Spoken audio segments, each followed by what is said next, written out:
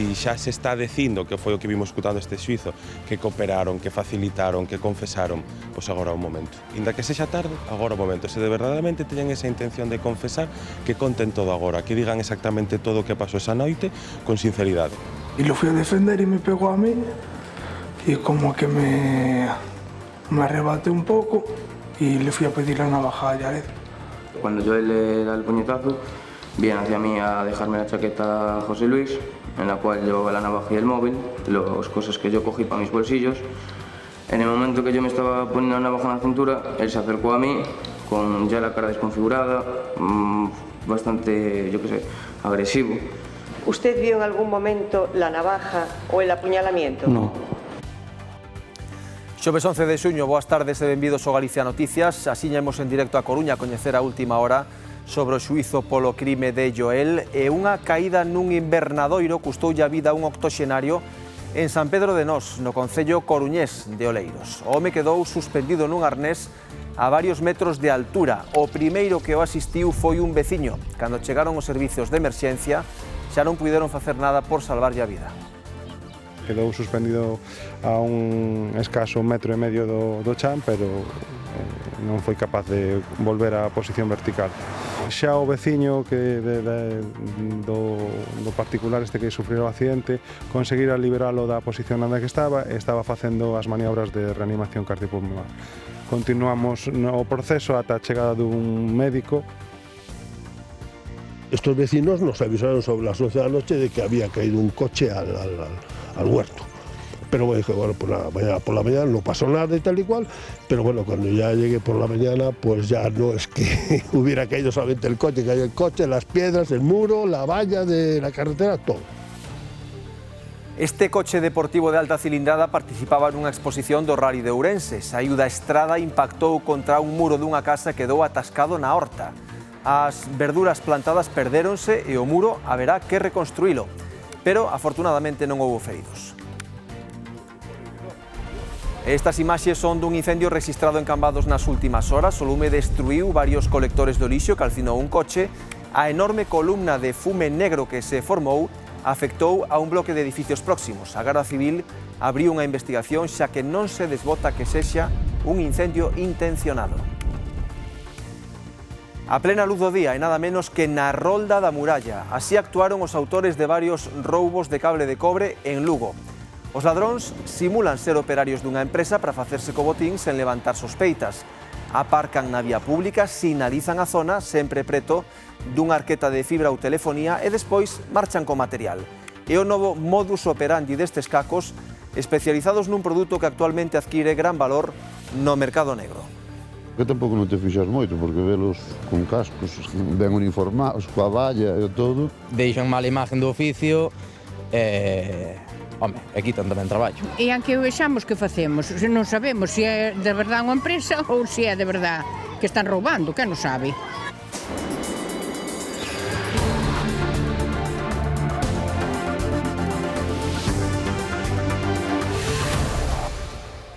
Condenado a 5 anos de cárcere o profesor de Lugo acusado de abusar sexualmente dunha alumna. O docente do Colexio de Albeiros negou os feitos, pero a Audiencia Provincial considera probado que realizou tocamentos á nena aproveitando os bailes e actividades que facían na clase de música que el impartía. O tribunal imponlle o pago dunha indemnización á vítima de 300.000 euros e a prohibición de achegarse ou comunicarse con ela. O condenado foi inhabilitado durante unha década para exercer calquera profesión ou actividade que implique contacto con menores de idade. Ademais, estará en liberdade vixiada durante 5 anos unha vez saia do cárcere.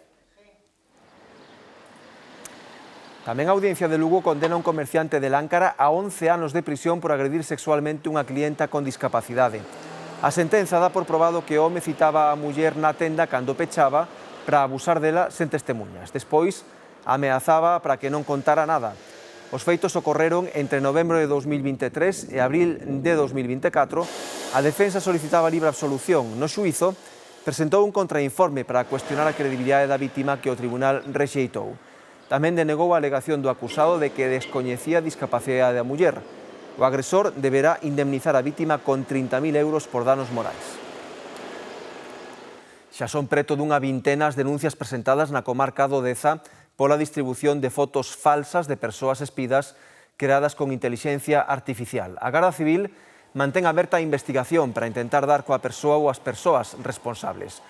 Os afectados son mozos e mozas de entre 20 e 30 anos que descubriron imaxes falsas deles sen roupa, algunhas de contido sexual, circulando polas redes. Os investigadores creen que pode haber máis vítimas. Xornada moi importante a desta mañá no xuízo pola morte violenta de Joel Quispe. Declararon os 3 acusados. Como foron esas declaracións, Demetrio? Pois esta mañá chegou a vivirse algún momento de tensión entre os propios acusados, entre dous deles, cando que presuntamente estaba en posesión desa navalla, dixo que a navalla a tiña o autor confeso da morte de Joel Quispe. Nese momento o principal acusado encaramuse con ese outro acusado dicíndolle que era un falso. A verdade é que esta foi unha xornada decisiva na que podemos escoitar por primeira vez os 3 implicados, os 3 investigados pola morte violenta de Joel Quispe. O presunto autor desa coitelada dixo que reaccionara con un arrebato e que lle cravou esa navalla. Así que agora moi pendente do que pase mañá, que xa será a lectura definitiva das diferentes partes, o xurado popular que se retirará a deliberar. Tamén se modificou hoxe a petición da Fiscalía que elevou a súa inicial de homicidio a de asesinato e pide 20 anos de cárcere para os 2 principais acusados, para o presunto autor desa navallada e tamén para o presunto colaborador necesario.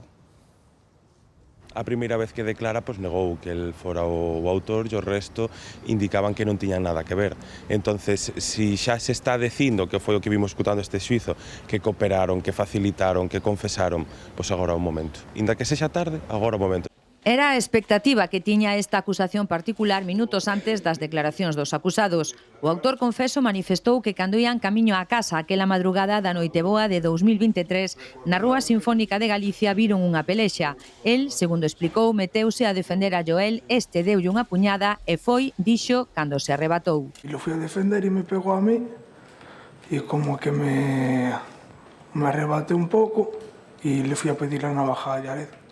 Yared y Aaron Lobillo, ¿qué hacían en ese momento? Nada, estaban mirando. Mire, usted dice que se fue inmediatamente. ¿Joel usted lo vio caer desplomado? No. Es decir, usted le clava directamente en el corazón y se va. Sí. Es así. Y yo me acuerdo que seguía de pie pegándose con la gente. Después de que usted le diese la puñalada directa en el corazón, Joel seguía pegándose. Sí. A fiscala preguntoulle tamén que pasou coa navalla despois de asestarlle a coitelada a Joel Quispe. Respondeu que a tirou nun contedor da mesma rúa. ¿No es cierto que se la dio a Yared para que la guardase? No me acuerdo. Yo me acuerdo de lo del contenedor.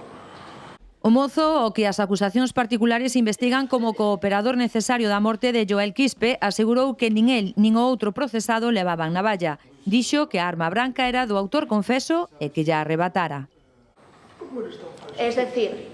Cuando Joel le da el puñetazo, viene hacia mí a dejarme la chaqueta José Luis, en la cual llevaba la navaja y el móvil, las cosas que yo cogí para mis bolsillos.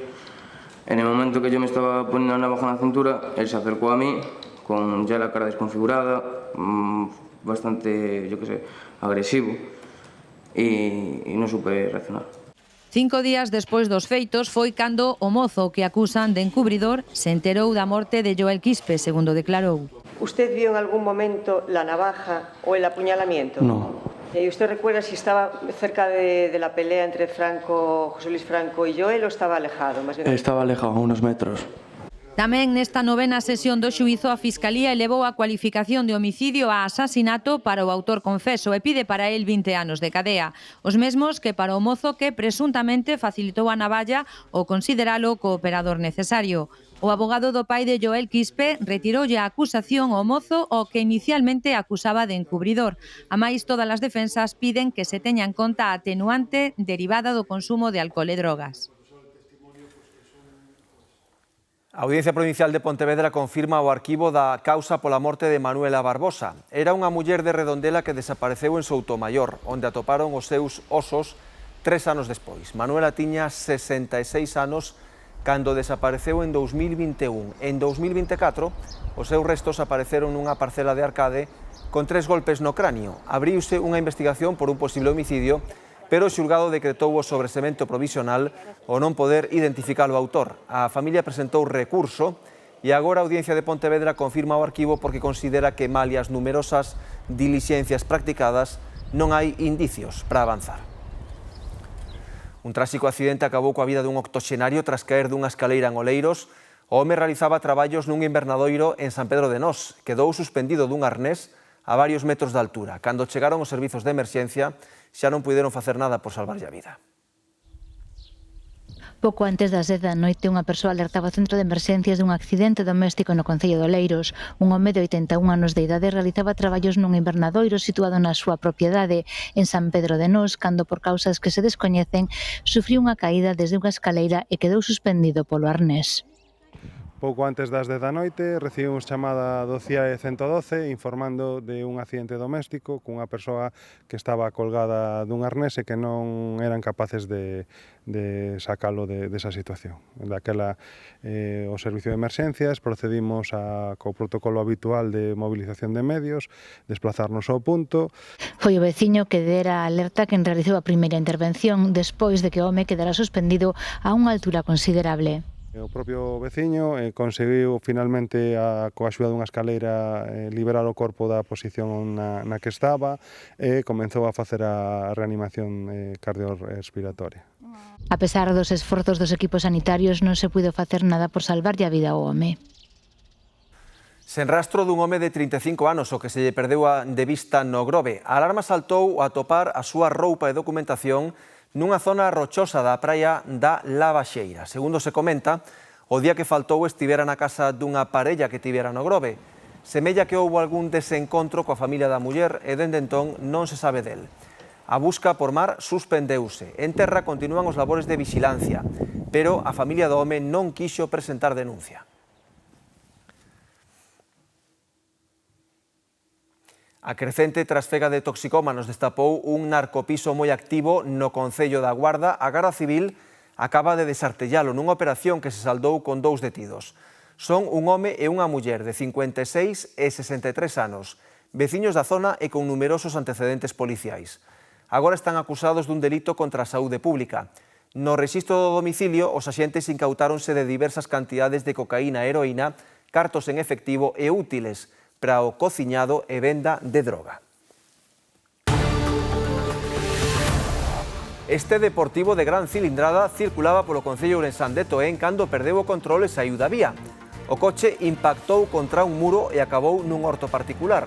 O dono da casa aínda se recupera do susto. Vémolo de seguida aquí, no Galicia Noticias. A Garda Civil investiga a autoría do incendio que onte á tarde calcinou un coche e 3 colectores e afectou a fachada do edificio situado a carón deles en Cambados. O lume comezou no colector de papel e barallan a hipótese de que fose intencionado. Non houbo danos persoais porque o lume non entrou nas vivendas. Os estragos presúmense cuantiosos, pero aínda non foron avaliados. A grabación recolle o momento en que o lume que comezara nun colector de papel alcanza o coche aparcado carón provocando esa explosión. A rápida intervención dos servizos de emerxencias evitou que o incendio tivera peores consecuencias. Recibimos un aviso del 112 a las 7:50 de que estaba ardiendo un contenedor. Una vez en el punto los compañeros vieron que se estaba complicando un poco la cosa y salió la siguiente dotación. Empezamos a hacer la extinción del incendio de los 4 contenedores y del vehículo. Vinieron bomberos y hicieron las mediciones y dieron negativo y pudieron dormir por la noche dentro de la vivienda. Ademais dos 4 colectores ardeu un coche por completo e outro quedou algo afectado, pero puideron retiralo a tempo. O fume e as altas temperaturas afectaron a fachada do edificio e quedan por avaliar os estragos. Por sorte non houbo danos persoais. Poucos veciños estaban no edificio. A Daniel sorprendeuno durmindo. Estaba en casa, me llamó la mujer. Cuando me asomé a la ventana ya vi todo lo que había. Salí por el garaje, que por aquí no se podía salir, y cuando estaba fuera ya estaban todos fuera, todos los vecinos. ¿Cómo estaban los vecinos? Hombre, estaban todos nerviosos, normal, estaban vendo como ardía todo. A Ana avisouna unha amiga porque ela estaba rematando a súa quenda como vigilante na praia porque é mariscadora. Respira aliviada porque os seus 5 fillos non estiveran na casa nese intre. Estuve hablando aquí con los vecinos y estaban con el miedo en el cuerpo porque lo vivieron el fuego, el coche, que contenedores, que explosión. Yo esto no lo viví y doy gracias que mis hijos no estaban en casa porque realmente el susto que te se mete en el cuerpo, sí. Luego doy gracias que mi casa está bien, que luego toca la limpieza, pero bueno, está bien y eso es lo más importante.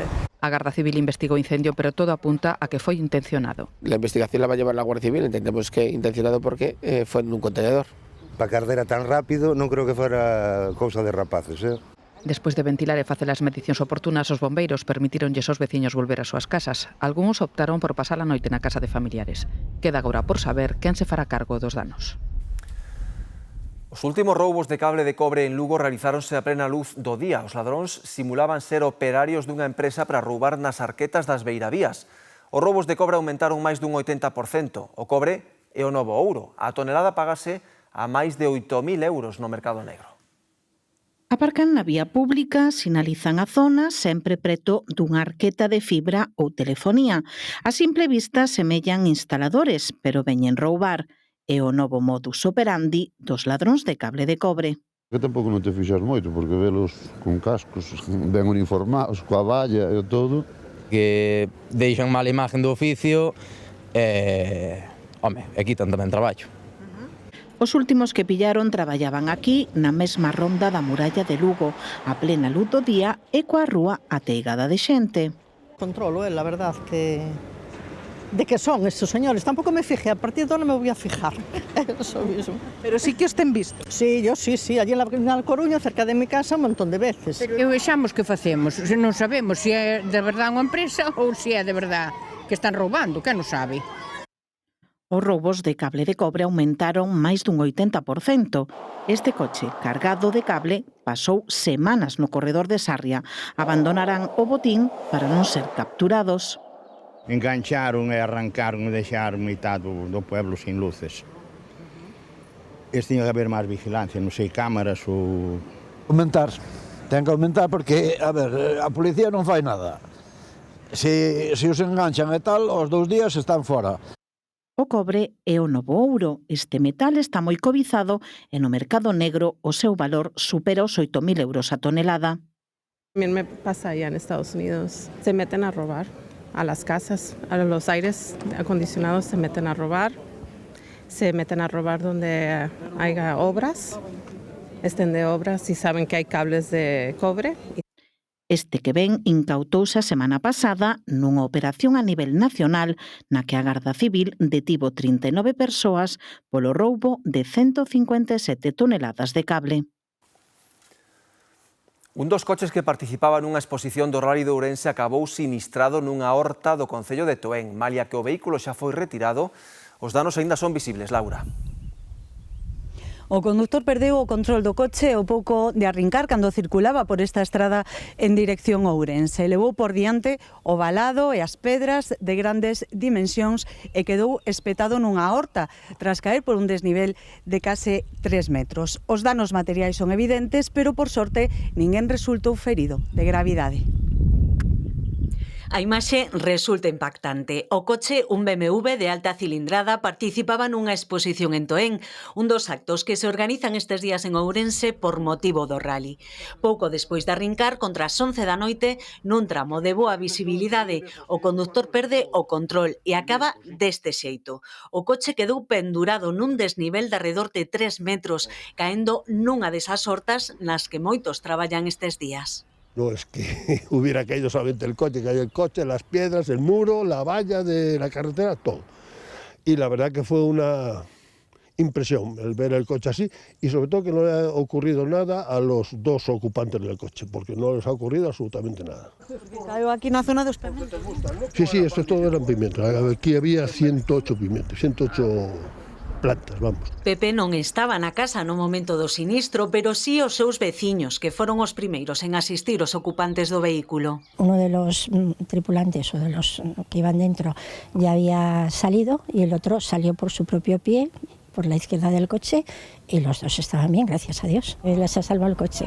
O sinistro ten moi sorprendidos os veciños de Toén, din que foi unha sorte que non rematara en tragedia. Si en vez de ser a las 11 de la noche llegase pues a las 11 de la mañana, por aquí hay mucha gente que pasea y bueno, y hay movimiento de gente por la carretera. Eso, Dios mío, se cruza un coche, se vai, porque ele viña aí va hacia Ourense. Imagínate que viñera un coche para aquí. Pois dá unha impresión, madre mía, como para matarse, digo eu. Outros con menos. O caso é que todo quedou nun susto, sen feridos de gravidade e, iso sí, con importantes danos materiais. Unha historia que se volveu case viral e, como ben lembra Pepe, cunha merma notable na colleita de pementos deste ano. La trasera no, pero el morro quedó hecho exactamente. Quedó como picado ahí, como en vez de un pimiento, un BMW. A ver si puedo recuperar algunos, pero bueno, prácticamente la cosecha de pimientos este año está fastidiada. Agarda que arranxen os desperfectos canto antes e poder recuperar máis cedo que tarde o que quedou da súa horta.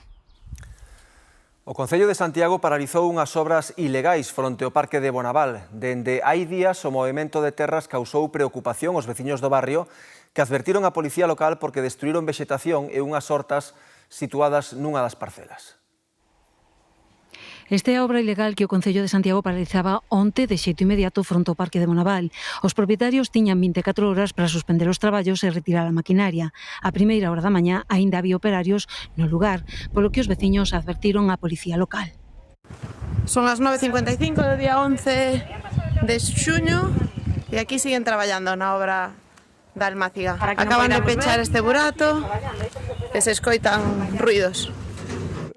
Esta parcela tiña unha petición por parte do Concello de reparar o muro perimetral.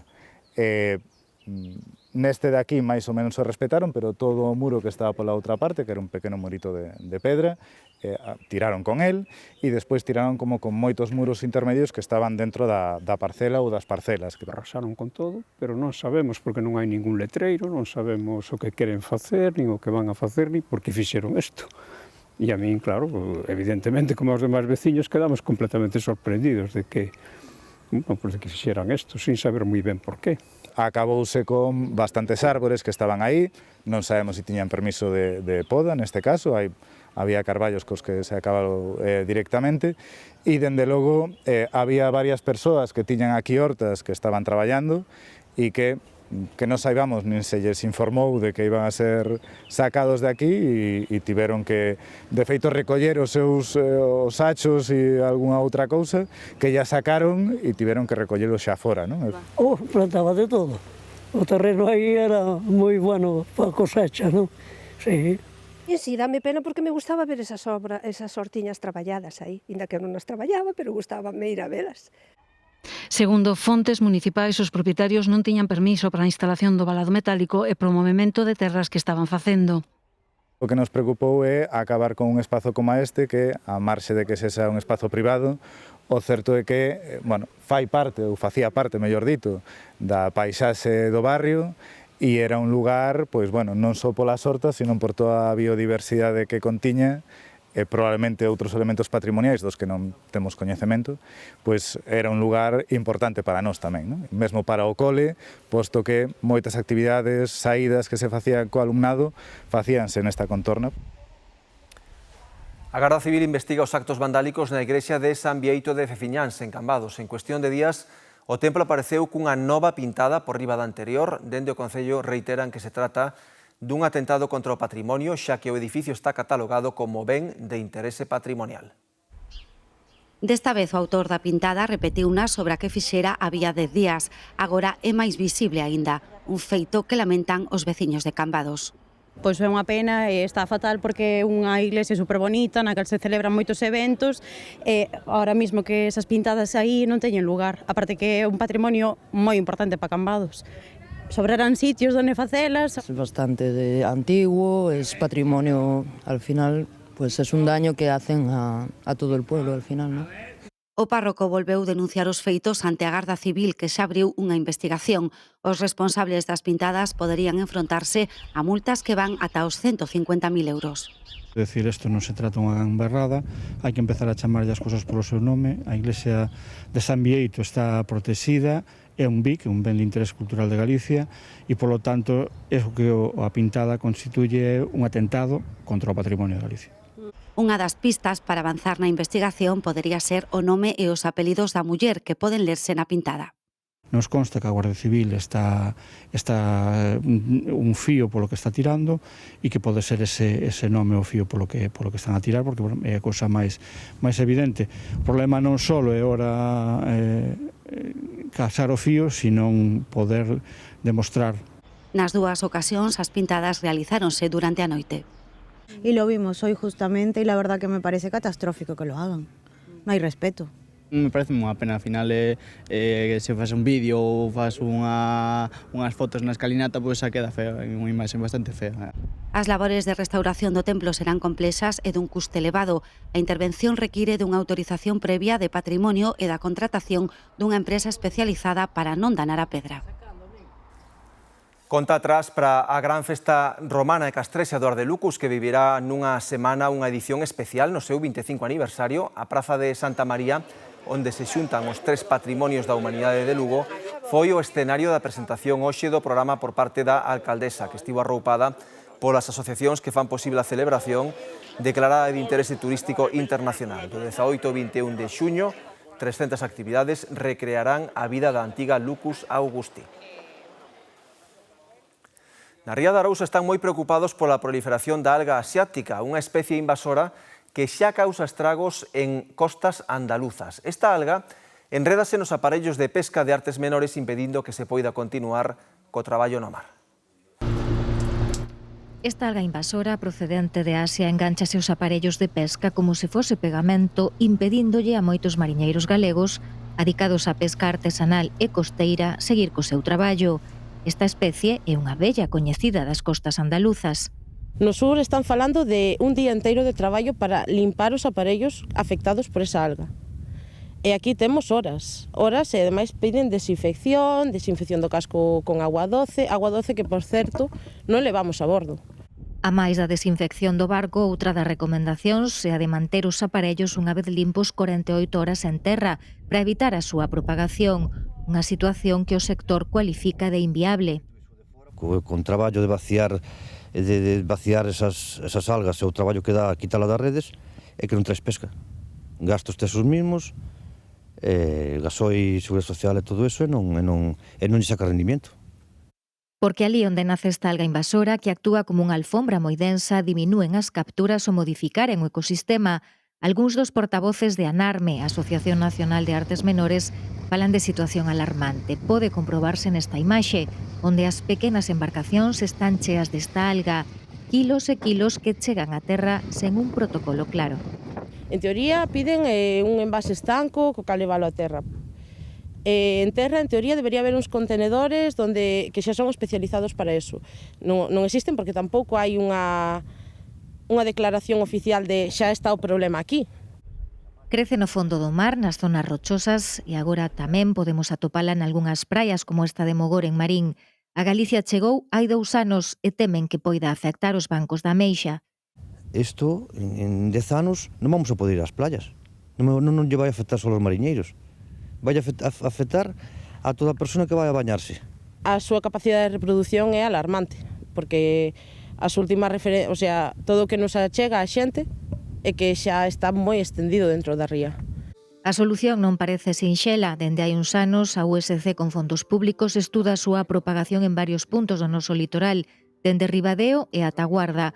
O seu avance parece imparable e en algúns casos chegou a provocar en contacto coa pel picores e reaccións alérxicas. Os portavoces da Asociación Nacional de Artes Menores en Galicia pedirán unha xuntanza coa Consellería do Mar para buscar medidas urxentes. Vivir nun catamarán sobre a lámina do mar é posible en Moaña grazas a unha nova oferta. Un barco que ten capacidade para 4 persoas e dispón de todas as comodidades, aire acondicionado, terraza e mesmo microondas e é autosuficiente enerxéticamente. Por 250 euros podemos alugar este barco para 4 persoas por noite en temporada alta e gozar da calma do peirao deportivo de Moaña e das vistas da ría desde o camarote, a cociña e a terraza. Porque é un pueblo que me relaja, que é super agradable, o paseo, teis todos os servicios e non hai esa locura que hai no Brán en Bayona. O barco, que ten categoría de vivenda vacacional, está pensado para 2 parellas ou unha familia de 4 membros. Es para unha parella con fillos, para unha parella con neno, para unha parella con 2 nenos ou para un par de amigos, para dúas parellas. A vivenda é autosuficiente enerxéticamente, está dotada con todas as comodidades. Terraza, cociña, microondas, escritorio, aire acondicionado e mesmo cafeteira de cápsulas. É un barco de 3x8, aparte dos flotadores que saen un pouquiño máis. Interiormente son 24 metros, pero moi ben distribuídos. Ten unha cociña amplia, con unha nevera enteira con congelador, un bo baño e 2 habitacións e un salón cómodo. Unha terraza. Desde unha das habitacións saes directamente a unha terraza. O propio Óscar apostou por este tipo de vida no verán. Para de ducha. Liberdade, o estar encima do mar, a tranquilidade, o según a vida que teñas. Eu teño unha vida moi estresante e o que busco iso cando chego a miña casa, relajarme. Caride veu para Moaña hai anos. Era unha vila costeira tranquila e pouco saturada, pero a xiña se puso de moda e o porto deportivo xa está cheo e empeza a reducirse o número de prazas de aparcamento. Integrada na reserva da Biosfera Terras do Miño, a cidade de Lugo está rodeada de rutas de sendeirismo que discorren polas beiras dos ríos. Co obxectivo de poñer en valor este importante patrimonio natural, varias das principais sendas fluviais están a ser rotuladas para que sexan coñecidas e percorridas por veciños e visitantes. Os paseos do Rato ou do Miño figuran entre os máis coñecidos de Lugo, pero a cidade conta con moitas máis sendas peonís, tanto rodeadas de natureza como no centro histórico. Das decenas de itinerarios existentes, ata 8 xa foron rotulados para poñelos en valor, como é o caso da ruta das Ribeiras Altas, con máis de 10 kilómetros de longitude. Empecé facendo a do Rato, era a que máis coñecida era cando cheguei. Pero eso, ahora, gracias ao piragüismo, descubrín esta. Sei que hai moitas rutas, tanto oficiais como non oficiais, comezando xa polo camiño primitivo e a vía romana 19, que son 2 camiños históricos. Logo, había hai uns anos unhas cantas rutas oficiais. Justamente hai 5 anos o Concello de Lugo contou comigo para identificar novas rutas. Identifiquei 15 novas rutas que agora justamente están comezando a sinalizarse e que demostran o gran potencial de posibilidades de camiñar por Lugo, tanto polas sendas fluviais como pola contorna semirural, a propia muralla romana de Lugo, rutas urbanas, rutas de arte, de muralismo, de grafiti, de todo. Todas son bonitas. Tens unha pila delas. E nós vamos agora, damos unha que é toda a volta, chamanlle o ecológico. Esta mesma primavera conectáronse no lugar da Tolda 2 das principais rutas de sendeirismo do Cinto Verde de Lugo, que suman 20 kilómetros. Ademais, está proxectada a prolongación da senda do Rato ata o seu nacemento, mentres que queda pendente arranxar a ruta do Mera ou continuar co paseo fluvial do Fervedoira río arriba. O traballo máis pendente a acondicionar algunhas zonas que non o están, quero dicir, zonas moi interesantes, moi bonitas e que se pode camiñar por elas, pero podería camiñarse mellor se mellorase a súa accesibilidade, e por outro lado, sinalización, información, divulgación, son traballos que virían moi ben para que se potencie Lugo como gran kilómetro cero de senderismo a nivel galego e a nivel internacional. Unir toda a contorna do Miño, acercalo máis a xente que aproveite a contorna de Lugo para disfrutar deste entorno natural. Non en van, Lugo é a única cidade de toda a península integrada nunha reserva da biosfera. O cemiterio de Matamá en Vigo cumpre un século de historia. Queren poñelo en valor e dar a coñecer o patrimonio que agocha, e entre as actividades para conseguilo está unha escultura moi especial que están a facer. Vexan. O silencio habitual do Camposanto vigués contrasta estes días co son da motosserra. Josi afánase nunha escultura que lembrará que este espazo cumpre 100 anos. Xa podemos ver a data en que se construiu, o demais, de momento, é segredo para todos. Prefiro non desvelalo porque quero que sea unha sorpresa, que a xente se anime a vir a miralo porque vai estar moi chulo. E, bueno, aquí o que vades mirando é o ano que se inaugurou o cementerio, e despois vai levar unha talla aí que queremos reservala para o final. Esas visitas comezaron, os rapaces do colexio que está ao carón do cemiterio xa coñeceron parte da escultura feita no tocón dun exemplar antigo. Terán que volver para ver como loce cando estea rematada. O primeiro que fixemos foi convidar a todos os nenos daqui do colexio José Alonso a que veñan a ver a estatal. E os de feito é a primeira xornada naqueles esa desfilaron por aquí un grupo de distintas edades. É interesante de que miren o proceso do antes e o despois e o porqué se fixo esta talla, que era un árbol seco, e dáselle unha segunda vida ao que é o árbol. Queren dar a coñecer o valor que ten este espazo, todo un referente no patrimonio funerario vigués. A materia prima, que é a pedra, o granito silvestre concretamente, foi extraída das canteiras de Matamá e foi tamén construído tanto a parte de obra como as partes de talla, remates e demais por canteiros tamén daqui da zona de Matamá. E, lóxicamente, pois, dalle un valor añadido enorme. Entre os corredores, un século de historia e moitos elementos que paga a pena coñecer. Hai un cruceiro que foi trasladado pois no siglo pasado dentro da zona de Matamá, de un barrio de Matamá para aquí, pero é un cruceiro que é do siglo XVII. Lóxicamente, pois, para nós aporta un añadido extraordinario a todo o entorno. Ata o 5 de setembro haberá moitas actividades para que poidan coñecer máis polo miúdo o valor deste cemiterio de Matamá. Quedan xa con Marta de Arriba o Telexornal. Grazas un día máis pola súa compañía que onte nos converteu no programa máis visto da televisión en Galicia, cunha cota media de espectadores do 25,4% e picos próximos ao 29%. Agradecidos marchamos, que teñan unha moi boa tarde. Ata mañá.